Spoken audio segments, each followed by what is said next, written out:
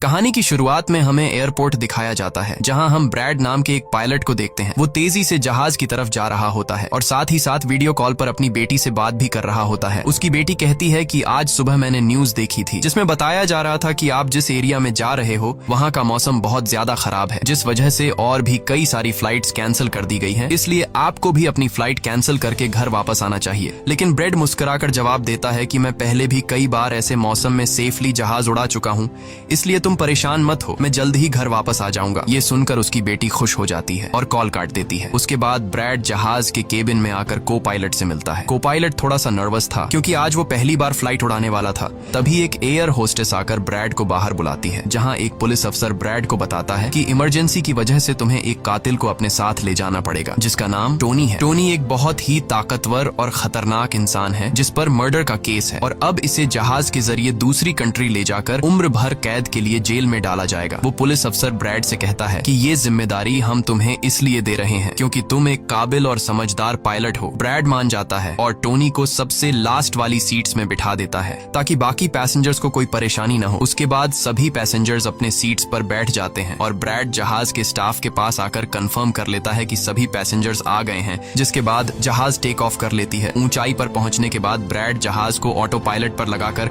को पायलट के साथ अपनी फैमिली के बारे में बातें करने लगता है।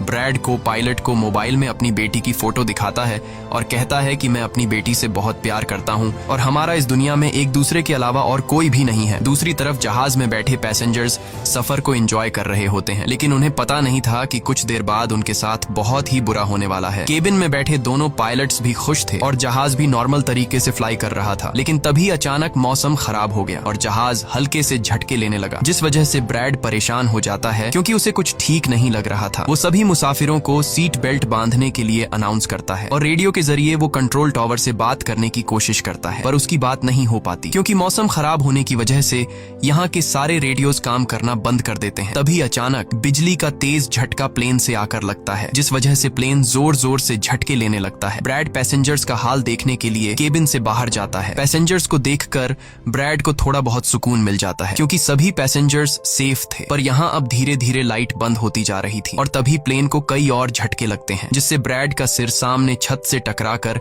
नीचे गिर जाता है और उसके माथे पर चोट लग जाती है। इस सूरत हाल को देखते हुए सभी पैसेंजर्स की हालत खराब होने लगी थी। ब्रैड जल्दी से वापस केबिन में आकर अपने साथी के साथ मिलकर प्लेन को संभालने में लग जाता है। ये उनके लिए काफी मुश्किल टाइम था। मौसम खराब होने की वजह से उन्हें आगे कुछ भी नहीं दिखाई दे रहा था। ब्रैड कहता है कि हमें प्लेन को नीचे लाना होगा क्योंकि अगर प्लेन को एक और झटका लगा तो प्लेन तबाह हो सकता है। ये लोग फौरन